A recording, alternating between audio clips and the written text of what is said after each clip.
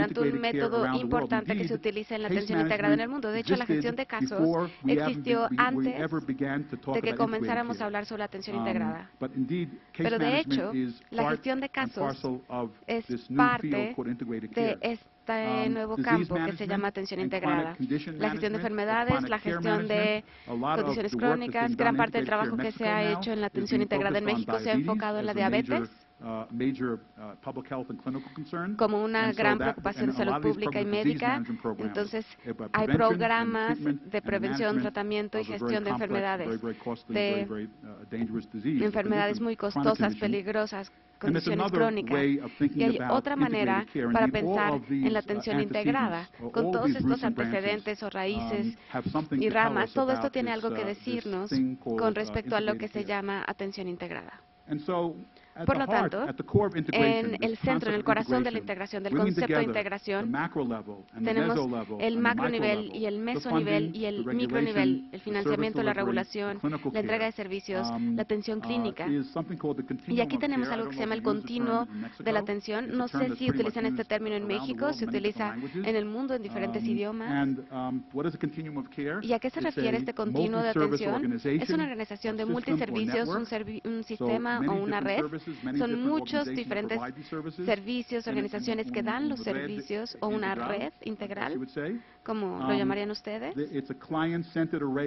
Es una variedad de servicios y soportes centrados en el cliente. Entonces, son todos los servicios que un cliente específico puede necesitar, no solo atención en el hospital, los servicios de un médico de atención primaria, sino todos los servicios que necesita, sobre todo en condiciones complejas. Y este continuo de atención se conecta y coordina con diferentes proveedores y puntos de atención. Entonces, la finalidad de este continuo de atención es traer a todas estas organizaciones, a todos estos profesionales y conjuntarlos para que coordinen la atención alrededor de las necesidades complejas de sus pacientes o clientes. Y la finalidad del continuo de atención es igualar o cumplir con las necesidades y preferencias de los pacientes o clientes en el tiempo y durante los periodos de bienestar, enfermedad y discapacidad, conforme vayan cambiando del bienestar, la enfermedad y la discapacidad. El continuo de atención puede ajustar los servicios para satisfacer el cambio en sus necesidades y alinea el flujo del paciente al cliente. Entonces, así sabemos exactamente quién es responsable de qué tipo de servicio, en qué tipo de entorno y quién es responsable de proveer las diferentes partes de la atención. ¿Y cuáles son las principales tareas de la atención integrada? Organizar y operar el continuo de atención, como se los describí, incrementar el sistema y la eficiencia del servicio, mejorar la calidad de la atención y los resultados en salud y promover la calidad de la vida y la experiencia de satisfacción del paciente o cliente. ¿Tienen preguntas? Por cierto, hasta ahora ya están aburridos o tienen problemas para entender o siguen aquí o ya se durmieron o qué.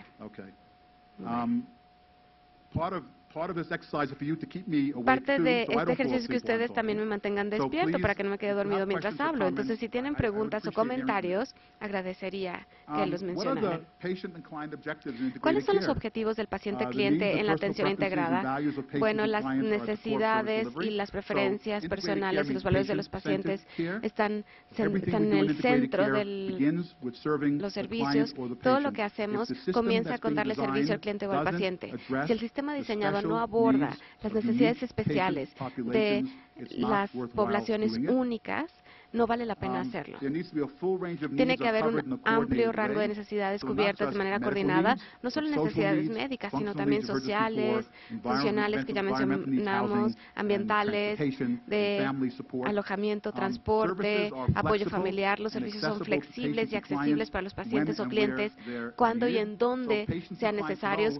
Entonces, los pacientes o clientes saben quién es responsable de su atención, quién está en su equipo, quién hablarle en caso de emergencia, qué hacer cuando tengan una pregunta. Y esto es raro en la mayoría de los sistemas en el mundo. La atención integrada incluye esto como parte de su responsabilidad. Y los límites entre servicios, proveedores, instituciones y sistemas casi no los notan los pacientes o clientes y proveedores de atención en la familia. En un buen sistema integrado no hay fronteras.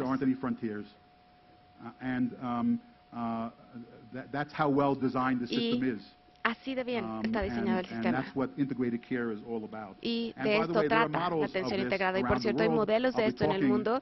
Hablaré en los siguientes días sobre modelos que en realidad producen este tipo de resultados. No son solo ideas o teorías locas, sino que de hecho hay buenos ejemplos y buenas prácticas. ¿Y cuáles son los objetivos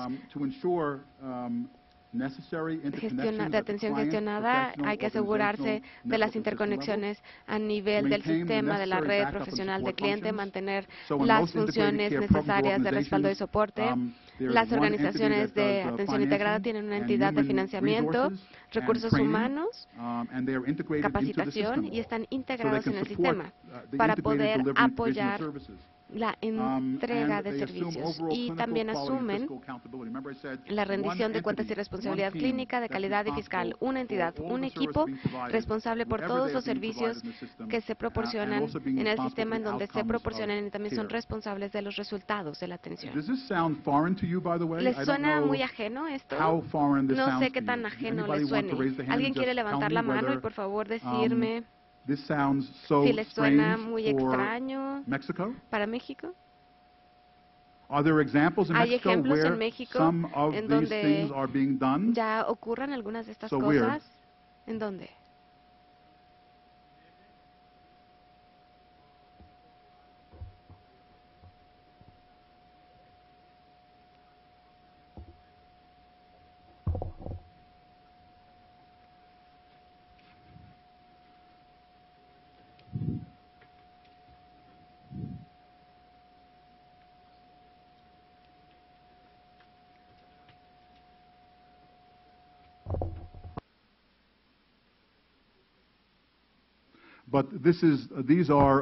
Pero estos son ejemplos poco usuales, me imagino.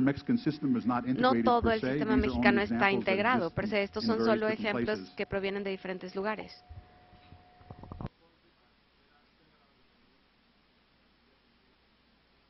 Los estados que están más avanzados en la atención integrada, ¿hay unos más avanzados que otros? Por ejemplo, el Estado de México está más avanzado que otros lugares, ¿o no? Lo siento.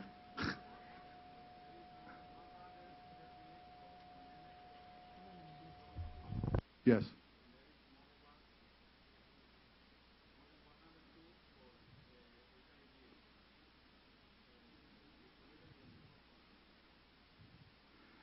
Is there a standard understanding of what integrated care is, or everybody has its own definition? ¿Se entiende qué es la atención integrada o cada quien tiene su propia definición?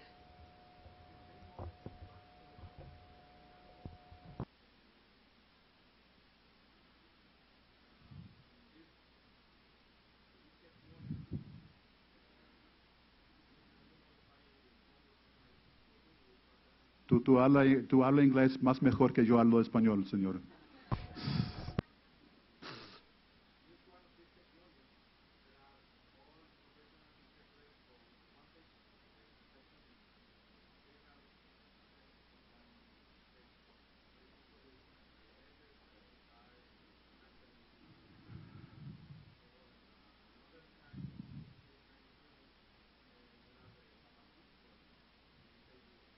Okay.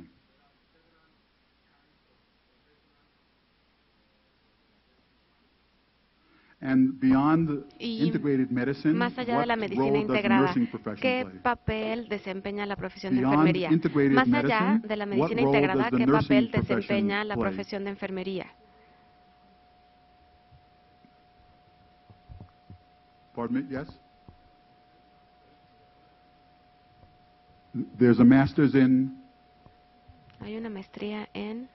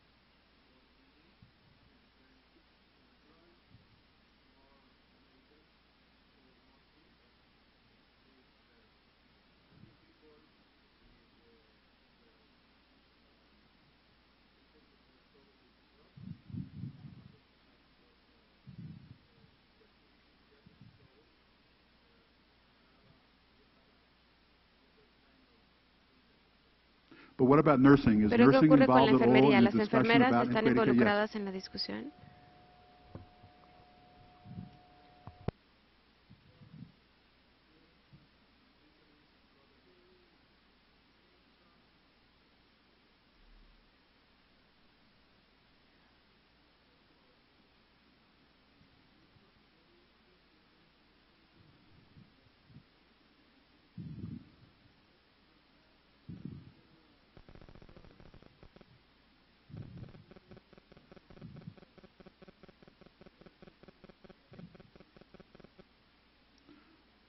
So, but you don't have in Mexico, for Pero no example, tienen en México, por nurse ejemplo, practitioners yet. practicantes de You do? enfermería, ¿o Or sí? you don't? ¿O enfermeras? ¿O Are they especialización nurse en clinicians enfermería? or nurse practitioners? There's a difference. Hay So, una for example, in diferencia, the por United ejemplo, en States and Estados Canada Unidos, and en in the Netherlands Canadá and in y England, en los Países nurse Bajos y en practitioners can Inglaterra, do about 80% of what a primary care los doctor can do. especializados en They, enfermería in pueden fact, hacer if you looked at 80% the medical de record lo que and puede not know hacer who un médico. Si the ven el provider was, registro y no saben you quién wouldn't know dio it la was a doctor or a atención, nurse. no sabrían si And lo dio indeed, el they could prescribe enfermero medication. o el médico, y ellos pueden In recetar. some states in the Y en United States, algunos they have estados to be precepted by a doctor. tienen que ser In other recetados por states, like un New York and médico, New y Jersey, en where otros I live estados and como work, Nueva York y Nueva Jersey, donde yo a vivo, doctor doesn't have to sign. no They're necesita firmar un independent médico. practitioners. Pueden ser So do you have something like especializados this in Mexico? independientes. ¿Tenemos algo así en México?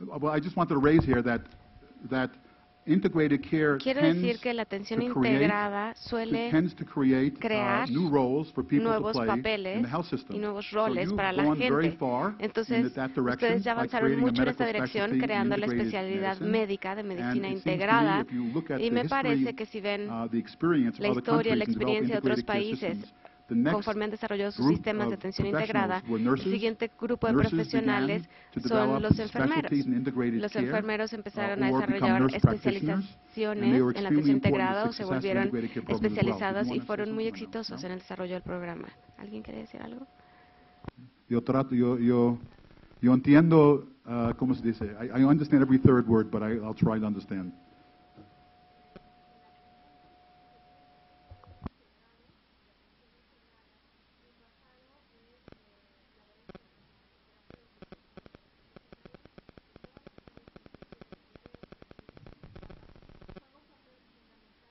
Pues, no, ni yo.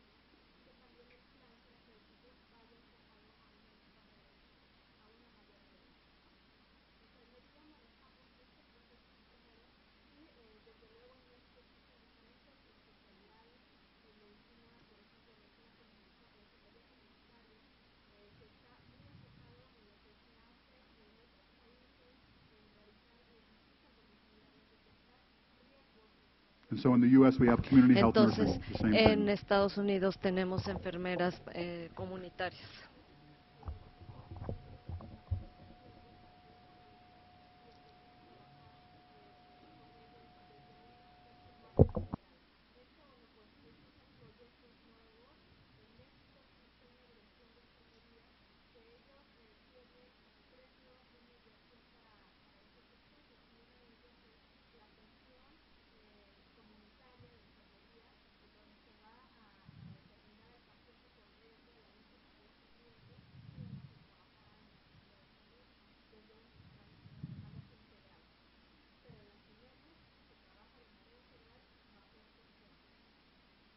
Okay, thank you. I did understand. Gracias, sí, sí entendí. And thank you for that explanation. Y gracias por su explicación. So let me go on. I think I'm going to go another couple of slides. I'm going to take a break. I think we're pretty Voy behind in our a program, no? explicar 2 diapositivas más y nos vamos al receso. What time is the break? ¿A qué horas es el receso? ¿Eh? ¿A qué hora es? 4 minutes? En 4 Oh, 4 minutos. o'clock. No, a las 4 diré. Okay, we have another 10 minutes. Entonces todavía tenemos 10 minutitos.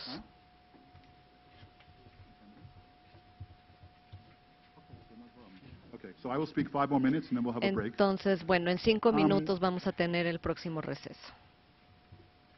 So what are the organizational objectives in integrated care? To Entonces, support the ¿cuáles patient son and los family objetivos carers organizacionales throughout the en life cycle atención of his or her integrada? condition? I don't Es know el apoyo what the focus in Mexico is en el on family el members. apoyo We al know, for example, paciente, in the US and Canada los miembros and in England and de in la Europe familia, and, no sé, en Australia Estados and New Unidos, Zealand, Canadá, the en Nueva research shows that Zelanda. all, La 80% investigación of all demuestra que lifelong care 80% provided to de la elderly people atención are a provided largo not plazo, by the system of healthcare and long-term para care, but by family personas members. ancianas So we need to se support family dan members as much as we need to para support the older person, se da for por los example, miembros de la themselves. familia. To tie together and coordinate Hay various que aspects of conjuntar care y across coordinar time, varios place, and aspectos de la discipline. atención en cuanto al Integrated care tiempo, is, lugar y disciplina. Atención integrada es longitudinal. It's across time, place, and discipline. Toma en cuenta So a lo that's largo extremely del important. tiempo, el lugar y la And also disciplina es muy organizations are importante, y las responsible for organizaciones improving services son las with respect to responsables de access, mejorar los quality of servicios care, con respecto al quality of acceso, life, calidad patient de satisfaction, atención, efficiency, vida, and satisfacción financial del paciente, sustainability. eficiencia y I think sustentabilidad I'm gonna stop financiera. here, Creo que me voy a and we'll detener go to aquí our break. y nos vamos al Is that receso. okay? ¿Les parece? Yes? Vaya con Dios.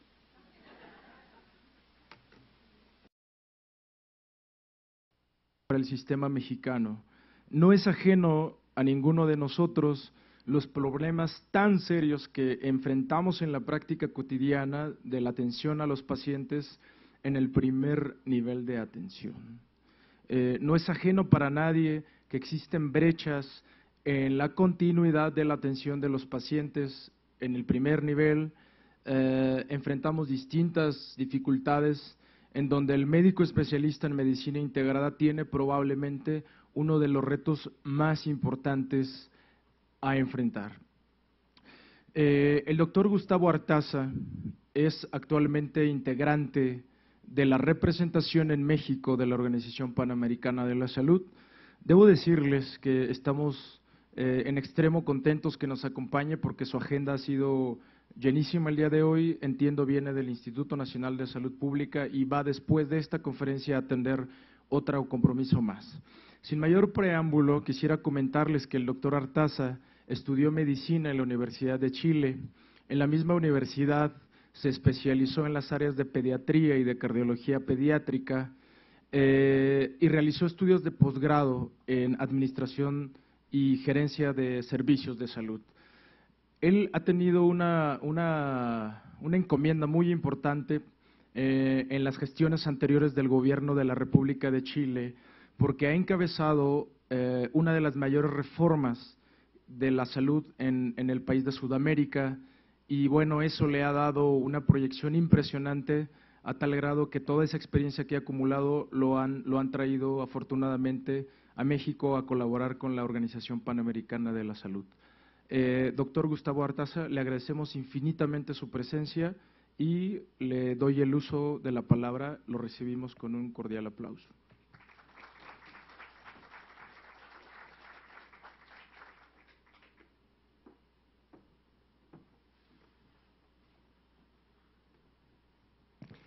Hola, muy buenas tardes a todas y a todos. Quise partir con ese título, Salud Integrada, y preguntándome si es que puede existir alguna otra. El problema de cuando uno le coloca un adjetivo a salud, está haciendo un reconocimiento implícito de que la salud no es visto hoy como un tema de integración, y por lo tanto necesitamos colocarle el adjetivo. Uno debería hablar de salud, punto, entendiendo de que no puede haber otra forma, o no debería haber otra forma de entender la salud. ¿Por qué lo digo? Porque la Organización Mundial de la Salud hace mucho tiempo declaró, y cuando lo dice la Organización Mundial de la Salud no es que es un grupo de burócratas en Ginebra, sino que fueron todos los países, a través de sus representantes, sus dirigentes. Los dirigentes de los países aprobaron resoluciones señalando de que y la sociedad hoy, o sea, la humanidad, estamos hablando de todos los países del mundo, la humanidad iba a entender en este estadio de evolución de la especie humana, iba a entender la salud como un estadio del completo bienestar. Bienestar. En lo físico, en lo psicológico, en lo social. O sea, está hablando de la completitud de lo humano. O sea, si estamos hablando de la completitud de lo humano, entonces no necesitaríamos colocarle adjetivos para entender, y que todos deberíamos entender la salud de la misma forma. Por lo tanto, cuando le colocamos el adjetivo estamos entendiendo de que hoy, en el lenguaje común y en la práctica común, la salud no es la búsqueda del estadio de la mayor o más completo estadio de bienestar en todas las dimensiones o en toda la completud de lo humano. Y estamos tratando partes. ¿Qué pasa? ¿Por qué desde el discurso de la declaración a la realidad hay un trecho tan enorme? Eso es lo que voy a intentar rápidamente conversar con ustedes.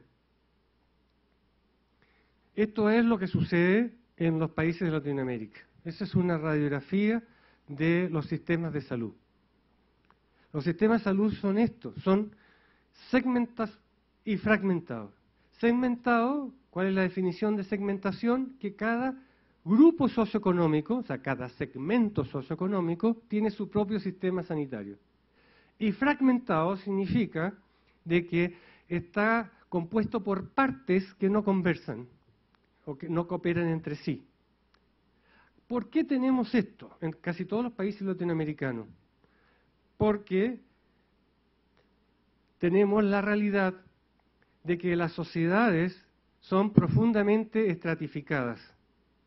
¿Qué significa profundamente estratificadas? Que las clases sociales conforman sociedades muy fuertemente separadas en guetos o segmentos. No tenemos sociedades homogéneas en que las distintas clases sociales se miren cara a cara y se reconozcan como iguales. Tenemos grandes proporciones de la población que están excluidas, y excluida significa radicalmente excluida de los beneficios del desarrollo.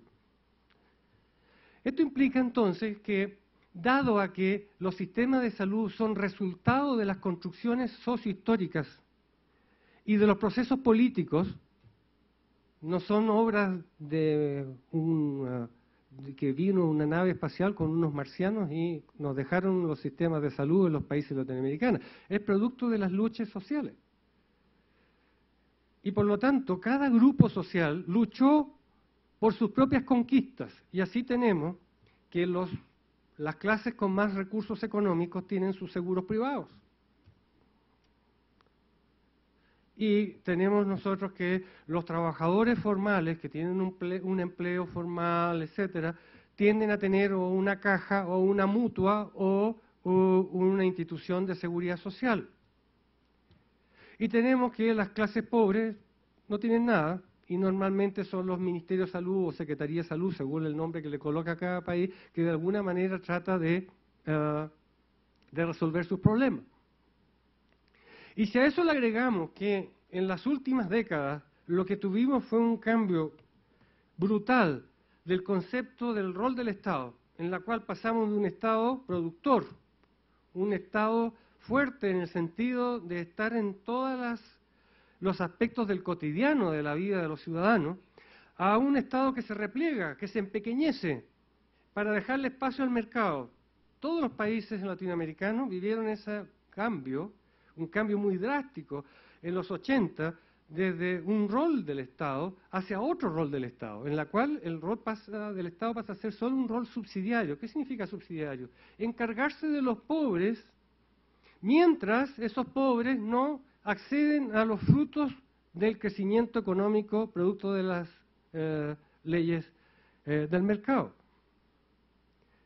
Y por lo tanto lo que nosotros tenemos son políticas sociales en salud que vienen a dar paquetes o sistemas de atención para los pobres, y que suelen ser pobres servicios para los pobres, porque ese es eso.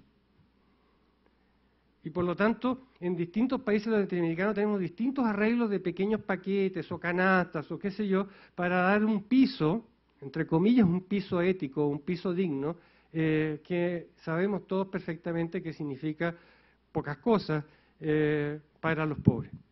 Y eso explica entonces que tenemos un sistema muy segmentado y fragmentado. Uno dice, bueno, ¿cómo puede un país latinoamericano conseguir un sistema integrado? O sea, la única manera de conseguir un sistema de salud integrado es que la sociedad se integre. Cuando una sociedad pasa a ser una sociedad de personas más iguales, en que la diferencia entre las clases sociales no son 20 veces lo que gana el quintil más rico de lo que gana el quintil más pobre, y por lo tanto tienden a disminuirse las diferencias, lo que sucede es que rápidamente las políticas públicas van detrás reproduciendo una sociedad que va hacia la homogenización. Por lo tanto, si uno dice, ¿cómo lograr integrar estas cosas que no conversan? Bueno, empecemos a preguntarnos cómo construimos o contribuimos a construir una sociedad en que las personas, las clases sociales, no tengan las diferencias que hoy tienen. Mientras tengamos las diferencias que hay en las clases sociales en Latinoamérica, entonces los sistemas de salud van a estar desintegrados. Piensen ustedes que Latinoamérica es el continente más desigual del mundo, más que Asia y más que África. En Latinoamérica hay menos pobres, menos gente que vive en la miseria que en África subsahariana, de acuerdo. Pero allá hay menos diferencias que las que hay acá. Este es el continente de la desigualdad, el continente de la exclusión. Y por lo tanto, mientras eso sea así, lo que vamos a tener es eso. Falta de integración. Y los resultados de la desintegración o de la falta de integración son estas cosas que ustedes conocen perfectamente: inequidad, pobre desempeño, dificultades de acceso, pobre calidad, uso irracional e ineficiente de los pocos recursos, alto costo, baja satisfacción de la ciudadanía, y esas son las consecuencias.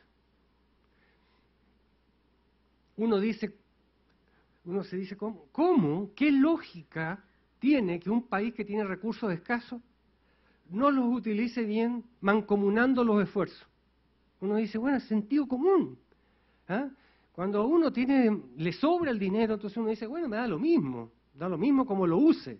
Cuando yo tengo poco dinero, lo lógico es que yo trate de cuidarlo y por lo tanto yo una esfuerzos.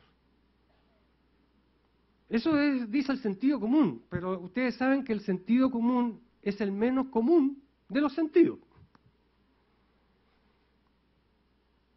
Ahora, no es porque los políticos sean malas personas, o sean personas descerebradas, o que ¿cómo no entienden esto? ¿Cómo no lo arreglan? Lo que quiero decirles es que no es un tema así que se decida con una varita mágica, sino que esto es una consecuencia de décadas en las cuales nuestros países, no solo México, todos los países latinoamericanos, con muy pocas excepciones, han asumido un modelo de desarrollo que lo que hace es mantener y en muchos casos profundizar las desigualdades.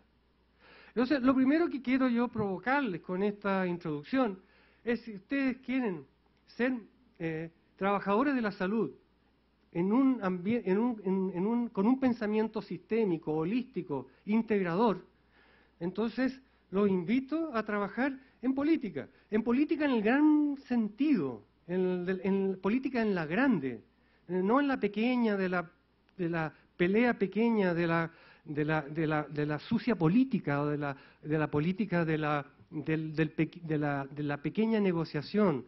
Estoy hablando de la gran política, de preocuparse de la polis, del bien común, de las cosas que construyen una vida en común distinta a la que hoy día estamos manteniendo y estamos construyendo. De otra forma, si no se apunta a esos tipos de cambios, es muy difícil que tengamos un impacto efectivo en sistemas de verdad integrados. Fíjense, ese es el sistema mexicano. El mirarlo ya cuesta explicarlo, justamente porque no es muy diferente a lo que yo les presenté. Y como les digo, no es un problema de México, es un problema casi de toda Latinoamérica.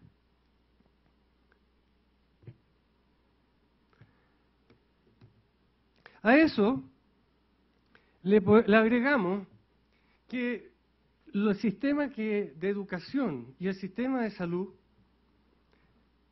no conversan. El sistema de educación va por su lado a lo que son las necesidades de salud de la población. Y uno dice, ¿por qué las universidades van por su lado? ¿Es que las universidades son torpes? ¿Los académicos son torpes? No, las universidades están haciendo su trabajo para el modelo de atención que existe. Aunque no lo declaren, porque cuando uno conversa con los decanos, uno conversa con los equipos directivos de las facultades de medicina, de cualquier país latinoamericano, todos te dicen, nosotros queremos formar médicos con una mirada sistémica, buenos médicos generales, buenos médicos porque todos queremos que el primer nivel de atención es lo importante, la atención primaria es lo importante. Todos dicen eso. ¿Y por qué no lo hacen? ¿Saben por qué no lo hacen? Porque sería disfuncional con el modelo de atención que existe. ¿Por qué? Porque quien entra a la universidad hoy día a estudiar medicina, lo que quiere es que lo formen bien para el examen de residencia. Eso es lo que quiere. ¿Ok? Entonces, puede haber una facultad de medicina férreamente convencida de que tiene que formar buenos generalistas. Pero ¿qué es lo que le sucede a esa facultad? Se siente remando contracorriente. ¿Apóstoles hay? Sí, apóstoles hay. Pero en general se terminan cansando. Remar contra la corriente gasta mucho la energía. De repente da la tentación de dar vuelta el timón y dejar que la corriente lo lleve. Todavía quedan personas porfiadas, decimos los chilenos, o sea, cabezas duras que aún mueren remando contra la corriente. Benditos ellos, yo estoy aquí, tengo el honor, y lo digo públicamente, en nombre de la Organización Panamericana de la Salud, tengo el honor de estar en uno de los pocos centros de porfiados y de cabezas duras que aún quedan en Latinoamérica, que todavía creen en los médicos generales. Pero que cuesta. Es agotador. ¿Cierto? Por lo tanto, la gran invitación a que les haga es que en paralelo prosigan manteniendo la luz en alto, a pesar de que soplan vientos huracanados. Por favor, traten de cambiar lo que está al fondo, lo que está en la base de lo que explica de por qué hoy día la mayoría de las facultades de medicina tienen otro enfoque, absolutamente otro enfoque.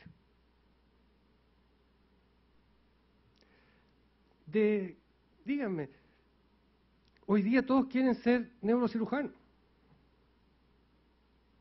Además, ¿quién va a querer ser médico general? Porque además los mandan de pasante al 6º año, ¿no?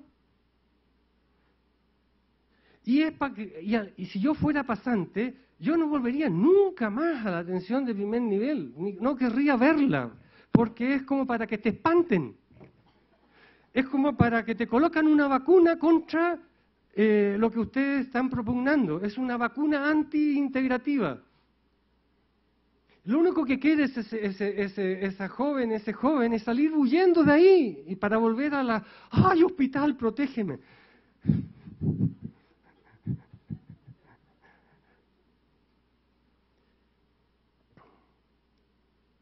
Esa es la declaración de Alma Ata.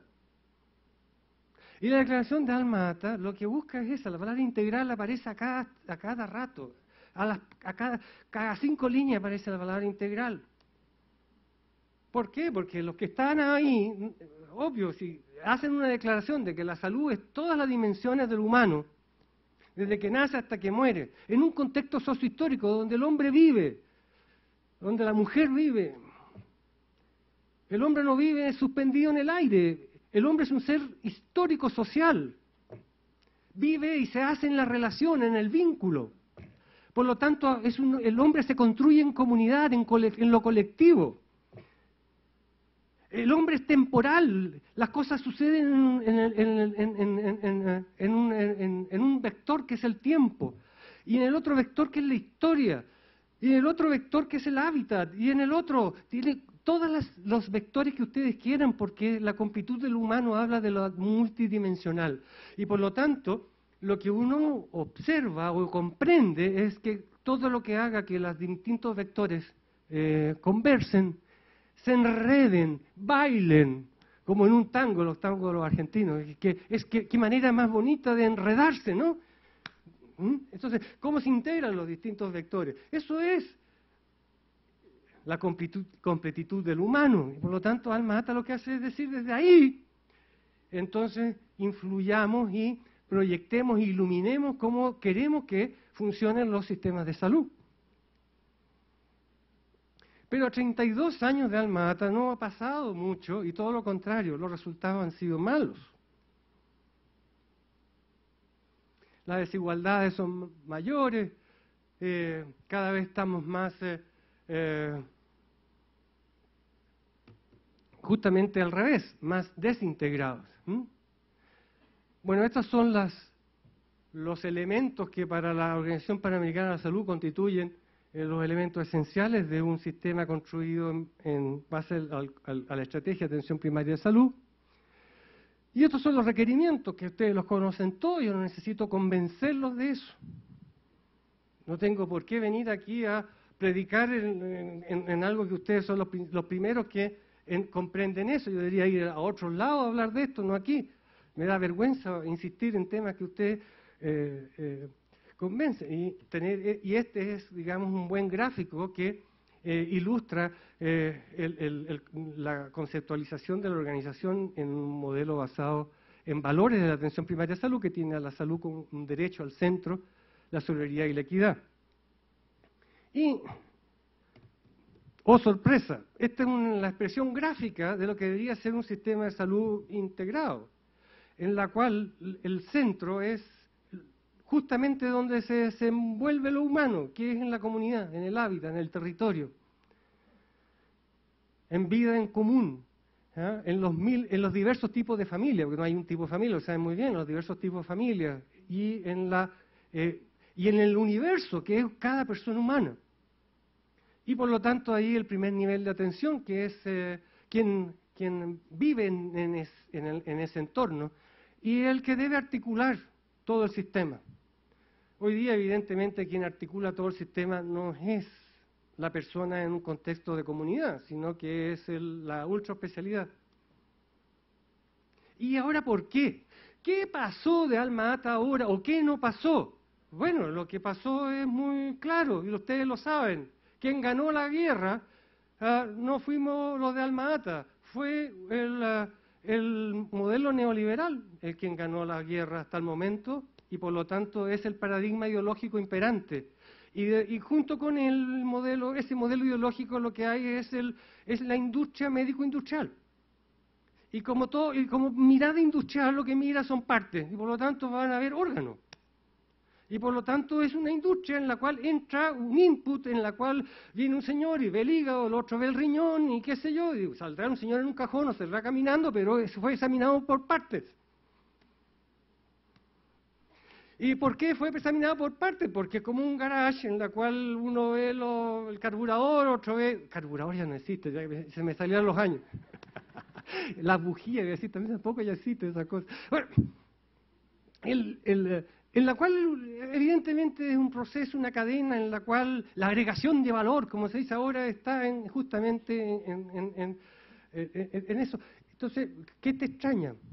No, Porque es quien ganó la guerra, digamos, desde el punto de vista de las ideas.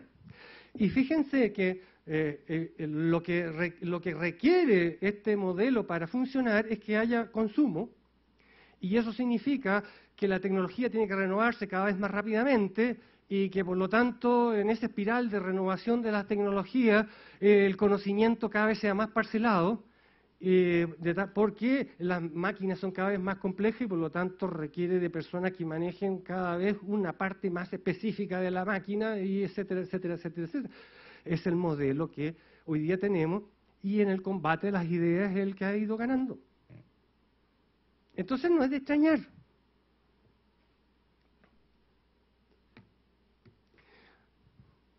El énfasis en la promoción y la prevención. Todos hablan de que hay que promover y prevenir.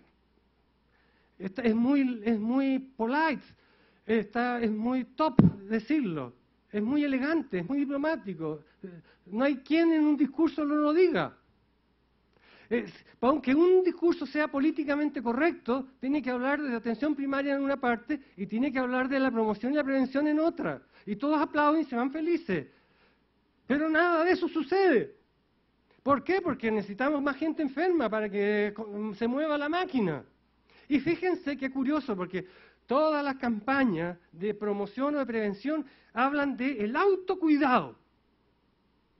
Como si uno se fuera a autocuidar. Primero, nadie elige, si es pobre, qué hay de comer.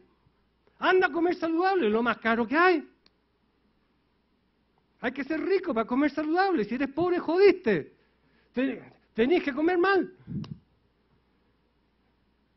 Es un milagro ser pobre y comer sano.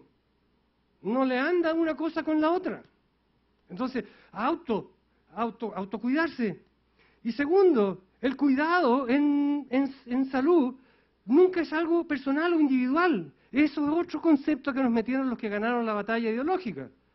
Que el tema de la salud es un tema individual. Tú tienes que preocuparte de ti. Tú cómprate tu seguro. Es tu tema. Que el otro se joda, se jode. Tú eres el responsable.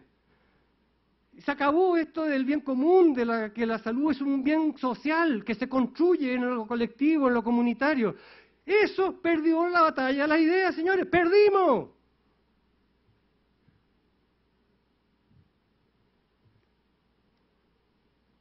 Sí, no voy a seguir porque perdimos. Pero yo no vine acá a bajarle la moral. Porque se habrán ganado una batalla, pero no la guerra. Porque si se fijan, la historia humana continúa. A pesar de todo, la vida continúa. Y el ser humano tiene esa capacidad enorme de resiliencia, enorme de aprender. Y por lo tanto, no está todo determinado. Estimada y estimada, los muros caen y se vuelven a levantar. Las utopías se bajan y vuelven a nacer. Los sueños nunca dejan de existir. Si hay algo que el hombre puede y la mujer puede, son cambiar el mundo, cambiar la realidad. La realidad no está dada, no es algo que esté estático. La realidad es algo que se interpreta y se construye. Porque la realidad, ¿qué es? Es como nosotros interpretamos algo. Y eso determina, porque son los juicios que nosotros hacemos, determinan nuestras prácticas, nuestras conductas. Pero afortunadamente el ser humano puede cambiar las prácticas. ¿Y las cambia a través de qué? A través del aprendizaje. Fíjense que todos los seres vivos evolucionan. Todos están condenados a evolucionar. No podemos no evolucionar. Los seres vivos en general cambian por un quiebre en el patrón de información, o sea, en el patrón genético. Por lo tanto, la mutación es una suerte de proceso adaptativo azaroso, por azar, en la cual un individuo pasa a ser más adaptativo y por lo tanto usted ya no lo voy a explicar, la teoría de la evolución. Bueno, que todos los seres vivos lo hacen así, pero los seres humanos no lo hacemos así.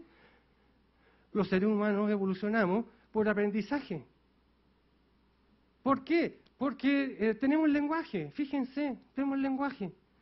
Y las hormigas también tienen lenguaje, sí. Las hormigas, ¿para qué tienen lenguaje? Para coordinar acciones, para lograr acción conjunta. porque la hormiga, lenguajeando con otra hormiga, logran esa cosa tan maravillosa de mantener y sostener el hormiguero, la abeja con la otra abeja para mantener la colmena, la manada, el cardumen, la bandada, etcétera. Son ejemplos maravillosos de coordinación de acciones. ¿Y eso a través de qué? Del lenguaje.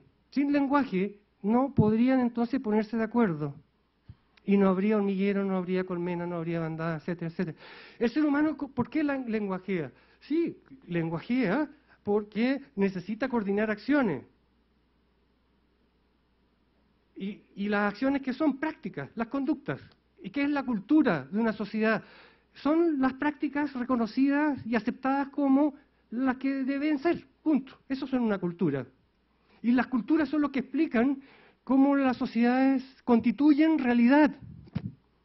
Y por lo tanto, si un sistema de salud es así o es así, determinado justamente de ese conjunto que constituye la cultura y por lo tanto la sumatoria de prácticas. Pero el ser humano no solamente lenguajea, como yo les digo, para coordinar acciones y por lo tanto para determinar las prácticas, sino que además, mire qué maravilloso, para constituir mundos nuevos. Porque la hormiga, por mucho que converse, logra acción conjunta, pero no cambia la realidad del hormiguero, sigue siendo el mismo hormiguero. En cambio, el ser humano sí puede, al conversar, modificar las prácticas y constituirse en un nuevo contexto, generar un nuevo estadio, totalmente diferente del anterior. ¿Y eso es a través de qué? A través de un acto maravilloso que se llama aprendizaje. El aprendizaje es capaz de transformar una práctica. Y lo que es más brutal todavía es cambiar de transformar a nosotros, que lo que todos sabemos se llama aprendizaje de segundo orden. Yo paso a ser un ser distinto. Yo paso a ser una mejor persona.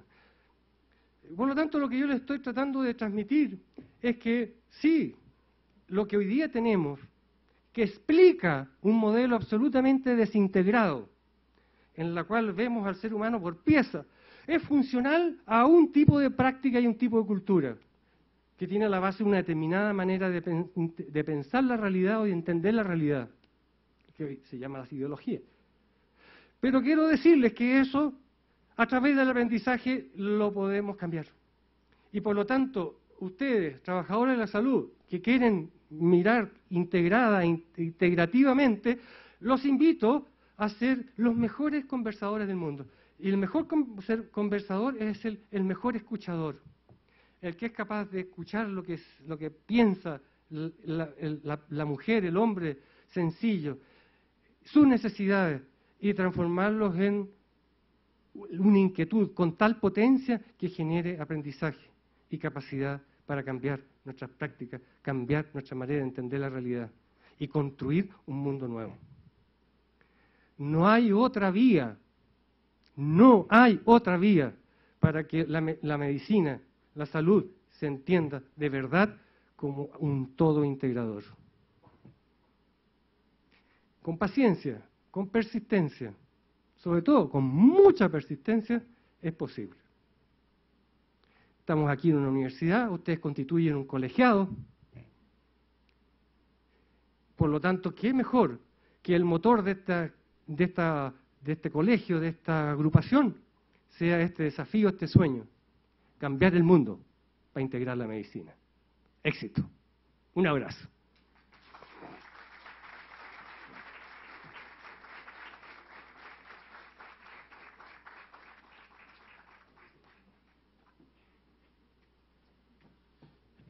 Bueno, estamos a perfecto tiempo y no quisiera dejar pasar la oportunidad para que podamos generar una discusión y que el foro tenga un buen resultado.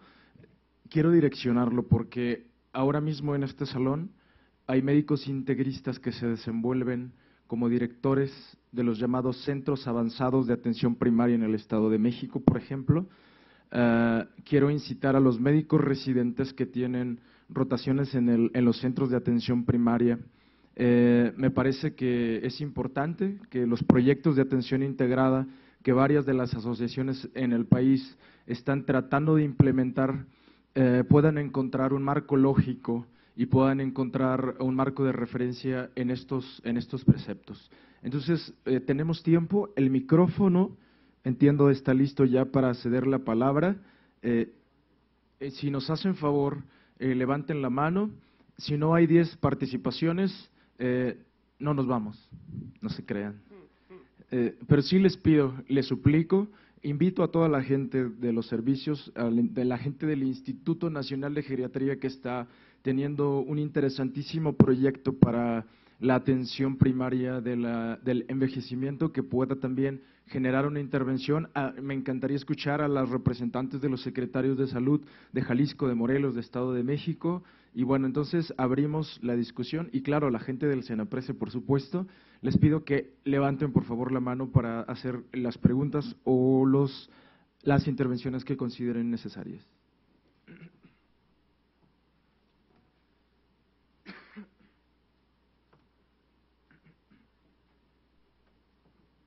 Quedaron choqueados, parece. El doctor los asustó, doctor. Bueno, vamos a disminuir. Si no hay 3 intervenciones, no nos vamos. Que no sean 10, que sean solo 3.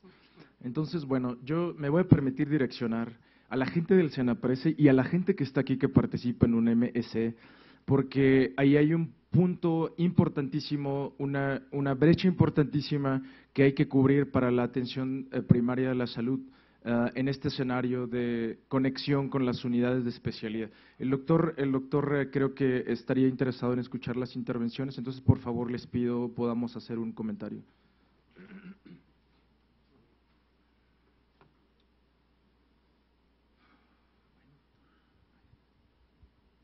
Gracias, buenas tardes.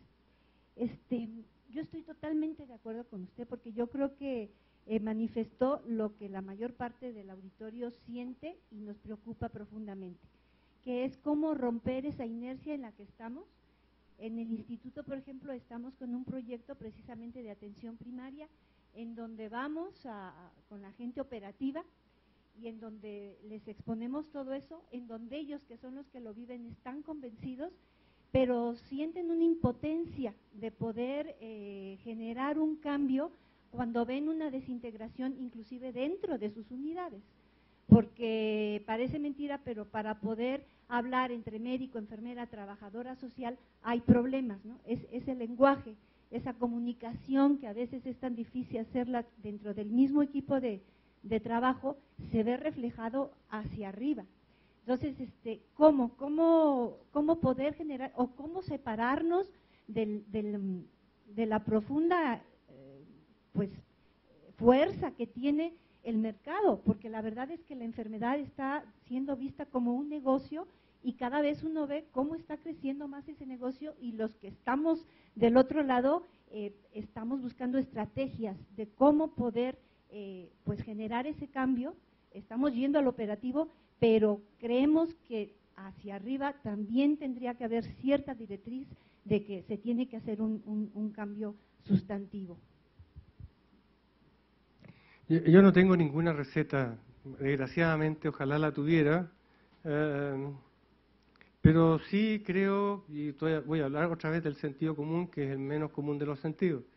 Creo que hay 3 niveles. Uno, ustedes no son Superwoman ni Superman, ninguno de ustedes. Y por lo tanto, entre más trabajen juntos, en más instancias de apoyo, por último, de hacerse cariñito, de no estar solo. Eso es clave. Sobre todo si ustedes están sintiéndose, porque es la verdad, que están remando contra la corriente. Entonces, por lo menos sentirse que somos varios y que estamos juntos y que cuando uno se siente cansado del otro le puede dar el apoyo. Eso creo que es, primero, no solo bueno, sino que además es sano. O sea, ya que empecemos por nosotros. O sea, lo primero es, si vamos a hablar de medicina integrativa, o sea, partamos por nosotros mismos y desde el cuidado colectivo con nosotros, con nuestro esfuerzo. Nuestro esfuerzo es tan importante que debe ser cuidado con amor. Te lo digo así, con esas palabras, cuidado con amor. Y eso implica entonces vivir en la práctica lo que estamos hablando. Y por lo tanto, mucha integración entre nosotros, mucho apoyo entre nosotros. Justamente, si estamos hablando de eso, lo declaramos, entonces tenemos que vivirlo. Eso es lo primero. Lo segundo es comprender de que esto es un trabajo de largo aliento, es una maratón, no es una carrera de 5 kilómetros. ¿Ok? Entonces, tú te entrenas para una carrera de 5 kilómetros de una manera muy distinta cuando tú te entrenas para una maratón. Entonces, yo les pido que, entonces, dentro de sus trabajos de colectivo, entonces empiecen a pensar cuáles son los elementos para entrenarse para la maratón. Una de esas tiene que ver con la abogacía, con los decisores. Abogacía significa construir evidencia de por qué lo que ustedes hacen es más efectivo, más eficiente, de mayor calidad que otras formas de enfrentar las mismas situaciones. Y eso obliga de mucha disciplina en construir evidencia, de tal manera de no quedarse con el mero discurso. Eso implica estar preparándose o entrenándose para una maratón. Segundo, tienen que ser ustedes los mejores. No pueden ser mediocres, tienen que ser los mejores en lo que hacen, porque en este mundo de hoy solo se escucha al que hace las cosas bien. En la medida que se constituyan en muchos ejemplos de buenas prácticas que México quiera lucir en el extranjero, y que cuando vaya Mercedes Juan a Ginebra lleve la experiencia del Estado de México en tal cosa, entonces, cuando los decisores empiecen a vestirse con la ropa de ustedes, quiere decir que están empezando a ganar espacios en esta maratón. ¿Ok? Y eso los obliga a un esfuerzo tremendo. Por eso que las maratones y los entrenamientos se dice que yo lo digo porque a mí me gusta una vez al año correr una maratón. Y me tengo que obligar a hacer, ojalá, 80 kilómetros a la semana. Si no hago 80 kilómetros a la semana, como parte de mi entrenamiento, sé que me va a ir muy mal en la maratón siguiente. Entonces, justamente, en esto de andar contracorriente, la obligación de extremar los estándares desde el punto de vista de lo que ustedes hacen es clave. La tercera línea tiene que ver en esto del trabajo maratónico o en largo plazo, es las alianzas. Y estamos hablando de las alianzas con las universidades y hablando de alianzas con la sociedad civil. ¿Por qué? Porque las prácticas que yo hablaba recién y el mundo o el tipo de sociedad no lo van a cambiar ustedes, lo van a cambiar movimientos sociales potentes. Y por lo tanto ustedes tienen que ser encima de los movimientos sociales, y eso significa conversar con la sociedad civil, colaborar en la organización de la sociedad civil y generar esta suerte de, entre comillas, redes con la sociedad civil para que ellos vean, digamos, que el trabajo de ustedes es tan valorable que debe ser el ejemplo o la vía a través de la cual se transforma el sistema de salud de México. Yo te diría que son tres cosas que, perdonen, evidentemente son cosas que no son del sentido común, pero normalmente uno ve en los países latinoamericanos que son las cosas que se olvidan normalmente hacer.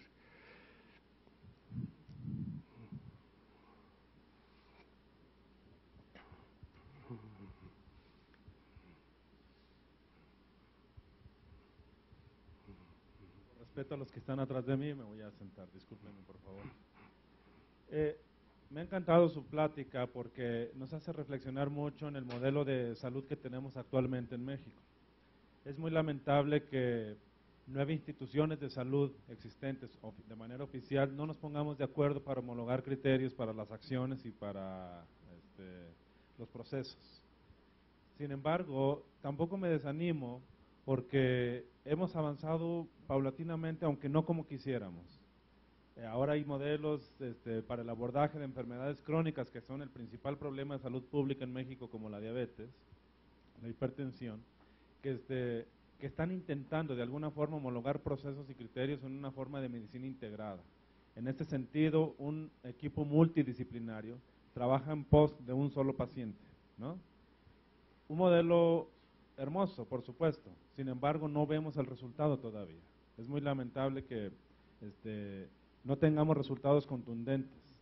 La última encuesta nacional de salud habla de que apenas el 25%, y me voy crecidito, el 25% de 15 millones de diabéticos en este país tengan un nivel de glucosa estándar, adecuada. 75 de cada 100 no. O sea, ¿cómo hemos avanzado? Muy despacito, pero la intención es que 9 instituciones de salud más la medicina privada nos pongamos de acuerdo para trabajar en esos procesos. El mejor modelo para trabajar homologadamente son las normas oficiales mexicanas. Sin embargo, la medicina privada no las conoce. Muchos hospitales, muchísimos hospitales privados no los conocen y son parte de este Sistema Nacional de Salud. Entonces, nos hace reflexionar mucho y por eso me gusta su plática, porque nos queda mucho por andar. O sea, no nos desanimemos como mexicanos porque estamos avanzando poco a poco. Pero, y ahí, desde su punto de vista, doctor, ¿qué modelo conoce que avanza más prácticamente en este continente? Porque imagino que conoce varios países en los modelos de atención. El chileno se presume como muy bueno, el cubano se presume como muy bueno y el costarricense, con una caja de salud que aborda casi la totalidad de la población. Pero en países con muchísimos intereses como el nuestro, muchísimos intereses personales e institucionales me refiero, no es fácil ponernos de acuerdo. Crear comités es para darle al traste a algo. Un comité de 15 personas donde todos quieren opinar, finalmente no llegan a ningún acuerdo, desde mi punto de vista. Entonces, ¿cómo integramos mejor a las alianzas estratégicas que pueden mejorar en beneficio de un problema de salud X, cualquiera? El mejor abordaje homologado, tanto desde la academia como las instituciones de salud y aterrizado en la medicina privada. No es fácil, pero quisiera oír su opinión. A ver, para terminar, porque me tengo que ir a una reunión a la Secretaría de Salud, espero que me vaya bien.